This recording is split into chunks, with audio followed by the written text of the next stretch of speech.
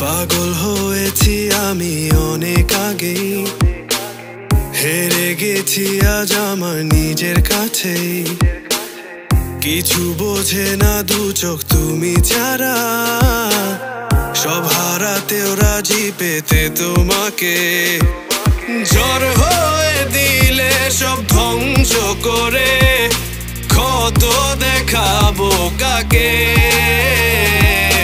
পারবে না থামাতে কেউ আমাকে, সব শেষ করবো নিজের হাতে। প্রতি নিঃশ্বাসে নাম তোমার লেখা আমার মনের ভেতরে।